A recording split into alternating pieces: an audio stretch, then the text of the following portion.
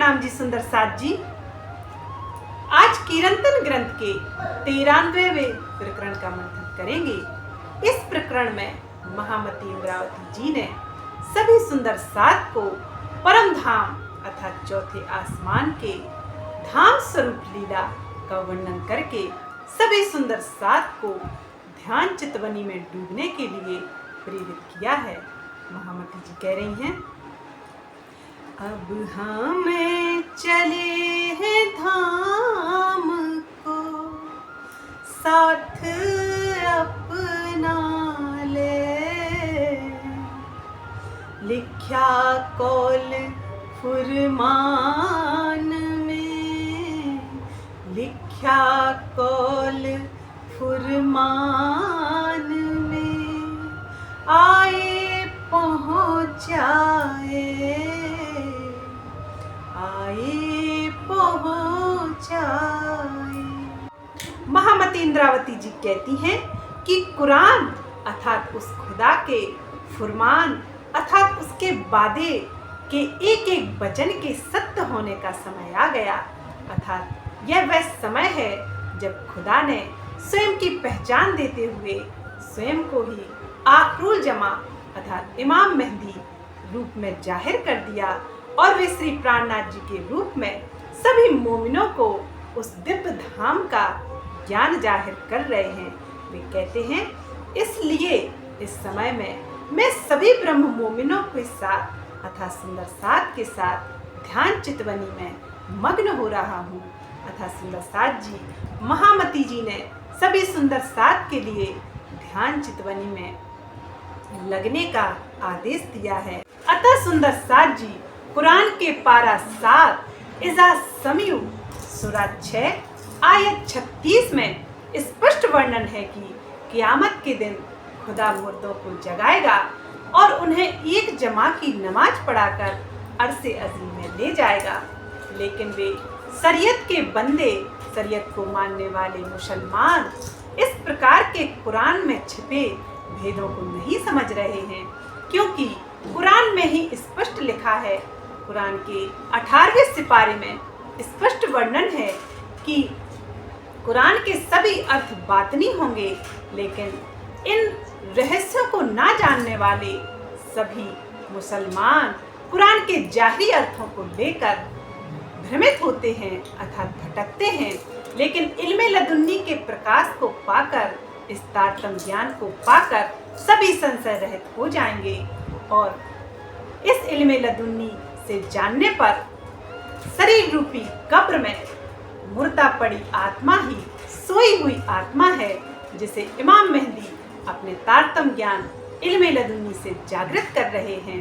और जो जुम्मे की नमाज है अर्थात छठे दिन की जो लीला है, छठे दिन की इस इल्मे लदुन्नी को पढ़ाकर अर्थात दिव्य धाम अर्थात चौथे आसमान का संपूर्ण ज्ञान देकर धाम स्वरूप लीला से पर्दा उठाकर वे सभी ब्रह्मात्माओं को जागृत कर रहे हैं और परम धाम की पहचान कराकर उस चौथे आसमान अर्थात अर्ज़े अज़ीम में ले जा रहे हैं। यह शरीयत को मानने वाले मुसलमान नहीं समझ सकते। यह ज्ञान तो तरीकत से भी ऊपर हकीकत और मार्फत का ज्ञान है। इसे केवल मोमिन रूह अर्थात ब्रह्म सृष्टि ही समझ सकती है और किसी की यह शोभा नहीं है, क्योंकि इश्क रब्द में बिछड़ने वाली भी वही है और धाम में से बिछड़कर उस प्रियतम से मिलने वाली उस अपने माशूक अर्थात स्वयं को आशिक बनाकर उस धाम धनी से मिलने वाली भी वह मोमिन रूह ही होगी और किसी की यह शोभा यह पद्धति नहीं है। महामती जी आगे कह रही हैं, सखी हम तो हमारे घर चले, तुम हो जो होशियार, सुरतागे चल गई, हम पीठ दई संसार, हम पीठ दई संसार। महामती जी कह रही हैं, हे सुंदर सार, मैं तो अपने पिया के बिना अब एक पल भी नहीं रह सकती। मेरी सुरता तो बार बार उस धाम की शोभा देखने के लिए मचलती है। अपने प्रियतम का दीदार करने के लिए मेरी आत्मा इस संसार में तड़पती है। इसलिए मैं तो ध्यान चितवनी में लग रही हूँ। वे कह रहे हैं कि हे सुंदर सार, तुम सब सावधान हो जाओ, इस छल्ली माया के जाल में कभी ना फंसना। हमने संसार से नाता तोड़ दिया है और अपनी सुरता को परम धाम में लगा दिया है। और तुम सभी सुंदर सार, तुम धाम के ब्रह्म सृष्टि इस राह पर चलो, क्योंकि प्रियतम पर ब्रह्म का अनुभव करने के लिए केवल ध्यान चितवनी का मार्ग ही उत्तम होता है और कोई विकल्प और कोई उपाय नहीं है। महामती जी कहते हैं कि तुम इस माया से सावचेत हो जाओ, इससे सावधान हो जाओ, अर्थात इस तारतम्य ज्ञान की तलवार से युद्ध करो और इस माया पर विजय भी प्राप्त करो। तभी तुम असली सूरवीर अर्थात असली ब्रह्म सृष्टि की महिमा को प्राप्त होगे। तभी तुम उस धाम की अंगना की नार कहलाओगे। महामती जी आगे कह रही हैं, हम में पीछे कोई ना रहे और रहो सो रहो, गुने अब गुण सबके माफ किए, जिन जो भाव सो कहो, जिन जो भावे सो कहो।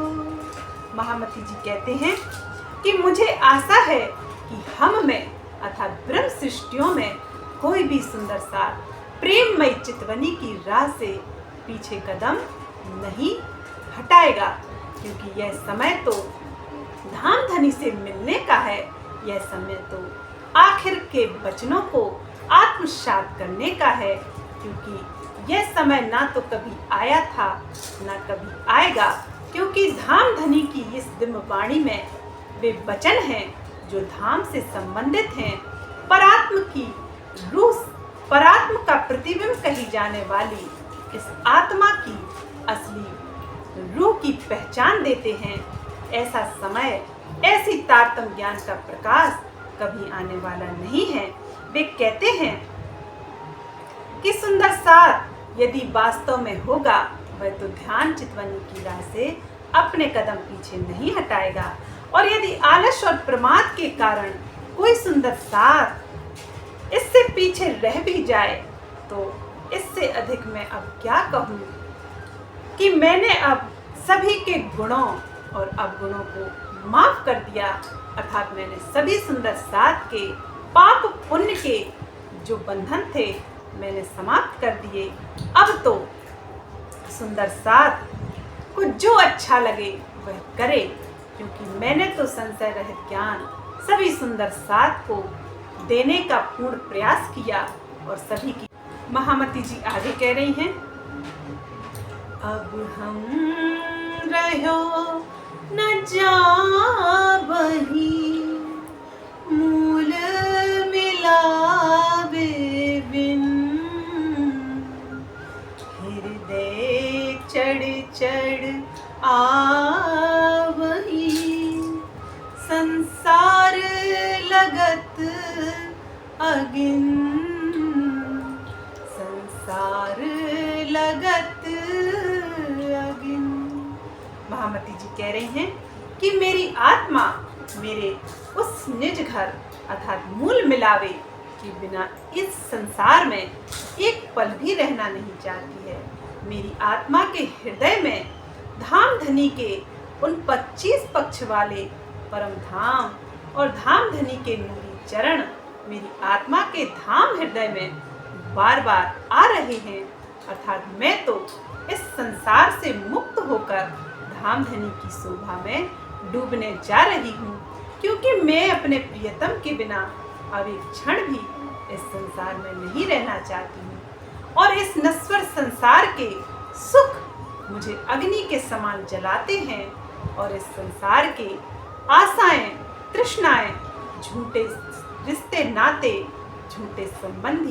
झूठे संबंधियों का झूठा प्रेम मुझे अग्नि के समान जलाता है और इसीलिए मेरी सुरता इस नश्वर जगत से हटकर अखंड दिव्य धाम में जा रही है। हे सुंदर सार, तुम भी इसी राह पर चलो और सभी उस प्रियतम परब्रह्म का अनुभव इसी नश्वर संसार में करते रहो। सुंदर सार जी, यहाँ धाम जाने की बात कही जा रही है, लेकिन इसका ये अर्थ मृत्यु को गले लगाना नहीं है। इसका अर्थ है कि इसी नश्वर संसार में रहते हुए ध्यान यहाँ से हटाकर अर्थात मायावी दुनिया से पीठ देकर धाम धनी के नूरी चरणों में, उस मूल मिलावे में, उस आहूत में अपनी आत्मा की दृष्टि अर्थात सुरता को ले जाना है और धाम धनी से संबंध स्थापित करना है। तभी परम धाम के सुख हमारे धाम हृदय में स्थापित होंगे। महामती जी आगे कह रही हैं, सोई बस्तर सोई भूखन, सोई से जा सिनगार, सोई मेवा मिठाइयाँ अलेखे अपार, अलेखे अपार। महामती जी कह रही हैं कि मेरी आत्मा उस धाम के नूरी वस्त्रों, आभूषणों, सेजा श्रृंगार का अनुभव कर रही है, जिसका वर्णन इस झूठी जुबान से किसी भी स्थिति में नहीं किया जा सकता है। वे कह रही हैं, उस धाम की मेवा मिठाइयों का क्या कहना, अनंत प्रकार की मेवा मिठाइयाँ वहाँ हैं और उसका अनुभव मेरी आत्मा कर रही है। अतः सुंदर सार जी, परम धाम के सुखों का वर्णन भला यह झूठी जुबान, यह नश्वर संसार के नश्वर तन का यह मुख कैसे कर सकता है। उसका अनुभव तो आत्मा जब दिव्य धाम के अखंड सुखों में जाती है अर्थात चितवनी में डूबती है, तब उसका अनुभव वह आत्मा कर सकती है। बिना चितवनी में डूबे उसका कोई अनुभव नहीं कर सकता है। अतः सुंदर सार जी, स्वलीला अद्वैत उस परम धाम के मेवा मिठाई, सेजा श्रृंगार, वस्त्र आभूषण सभी नूरी हैं। उसे लौकिक दृष्टि से अर्थात लौकिक रूप से नहीं समझना चाहिए। यह केवल लीला मात्र में ही संपादित होती है, जिसका अनुभव रूह अपने धाम धनी के नूरी चरणों में बैठकर अर्थात चितवनी ध्यान में डूबकर ही उनका अनुभव कर सकती है। महामती जी आगे कह रही हैं, सोई धनी सोई वतन, सोई मेरो सुंदर साथ, सोई बिलास सब देखिए, दौरी खींची उनके हाथ, दौरी खींची उनके हाथ। महामती जी कहती हैं, हे सुंदर सार जी, अब अपने परम धाम की शोभा और आनंद को देखिए। उस मूल मिलावे में हमारे प्रियतम, हमारे युगल स्वरूप की जोड़ी कैसे विराजमान है। अर्थात मूल मिलावे में कमल के ऊपर उनका सिंहासन बना हुआ है और वे बीच में, सभी सुंदर साथ के बीच में वे बैठे हैं अर्थात सभी को आनंद वर्षाते हैं, सभी को वहाँ के सुख बख्शते हैं। अतः सुंदर साथ जी, महामती जी कहते हैं कि मेरे सुंदर साथ अर्थात मेरी संगी रूहों, धाम धनी के अभिन्न अंग कहे जाने वाले बेसमझ सुंदर साथ धाम धनी को घेर कर ऐसे बैठे हुए हैं जैसे कमल की पंखुड़ियों से घिरे हुए वे धाम धनी प्रतीत होते हैं। महामती जी कहते हैं कि मेरी सुरता की रस्सी तो अब धाम धनी के हाथों में है। वे मेरी सुरता को धाम में खींच रहे हैं और वे परम धाम ले जा रहे हैं। इसलिए हे सुंदर साथ, धाम धनी के प्रेम को पहचानो, उस आनंद में डुबकी लगाओ, क्योंकि धाम धनी ही प्रेम और आनंद के सागर हैं और वे ही आनंद बरसाते भी हैं। अपनी रूहों को पल पल आनंद में रखना धाम धनी चाहते हैं, इसलिए वे स्वयं का अनुभव वे ध्यान चितवनी में अपनी रूहों को अवश्य कराती हैं। महामती जी आगे कह रही हैं, सोई धाम सोई गलियां मंदिर, सोई थम दीवाले द्वार, सोई कमांड सोई सीढ़ियां, झलकारों झलकार। महामती जी कह रही हैं कि मेरी आत्मा की नजरों के सामने झलकार करते हुए वही चौक गलियां और मंदिर थम दीवाले और दरवाजे दिखाई पड़ रहे हैं।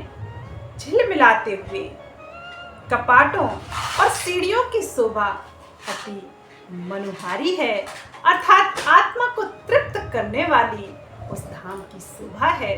और मेरी आत्मा की दृष्टि अर्थात परात्मा में जब ब्रह्मात्मा जागृत होती है, तब धाम के मंदिर दीवाले और सभी प्रकार की शोभा उनके हृदय में बस जाती है और वह रूह इसी नश्वर संसार में उस धाम का अनुभव भी करती है।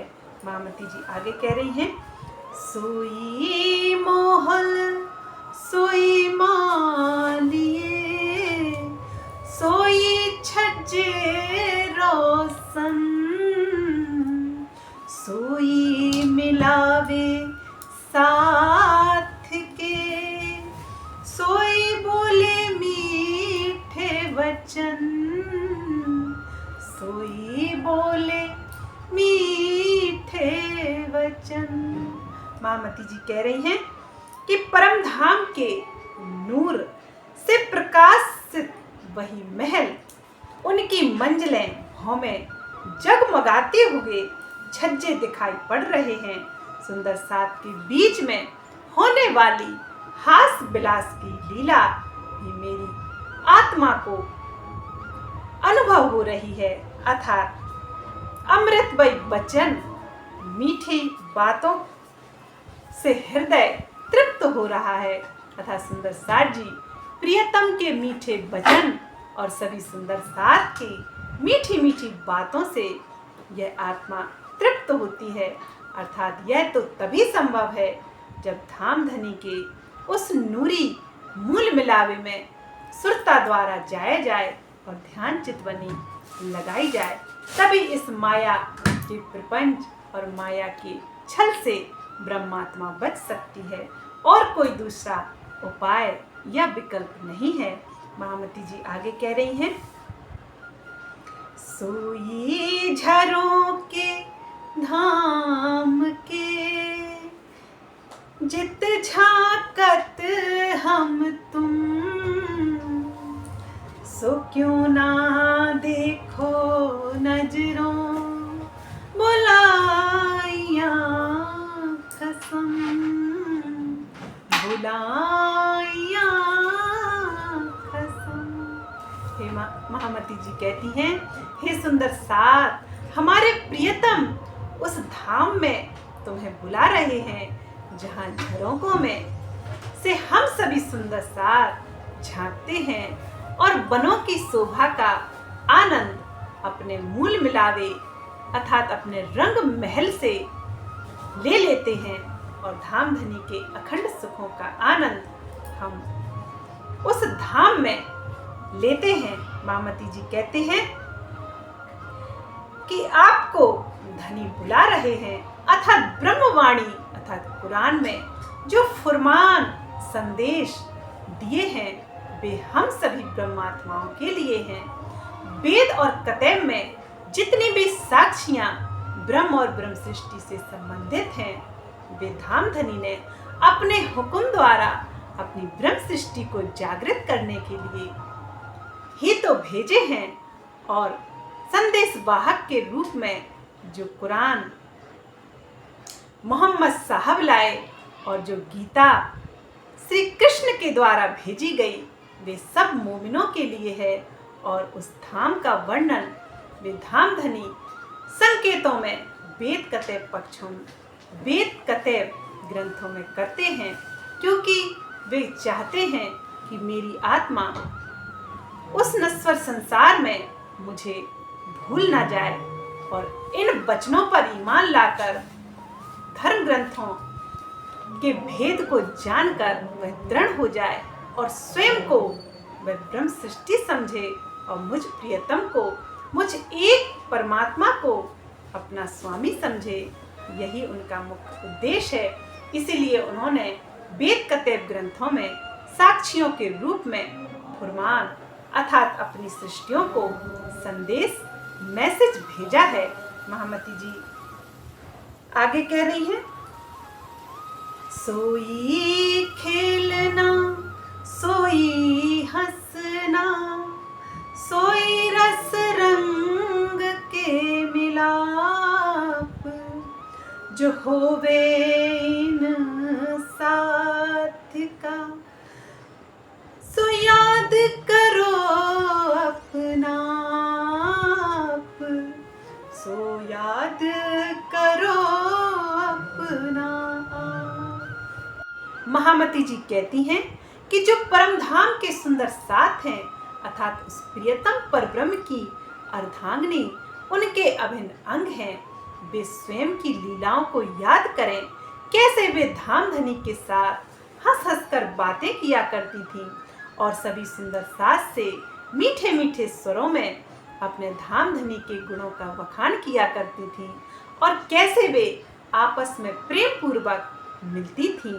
अतः सुंदर साथ जी, हम सभी सुंदर साथ को इस चौपाई में यही सिखापन है कि उस धाम में जिस तरह हम सभी सुंदर साथ एक हिल मिलकर रहते थे और बड़े ही प्रेम और सम्मान से मीठी मीठी बातें किया करते थे, हास विलास करते थे, कोई किसी सुंदर साथ को वहाँ छोटा बड़ा नहीं समझता था, उसी तरह से इस नश्वर संसार में भी सभी सुंदर साथ का सम्मान करना चाहिए।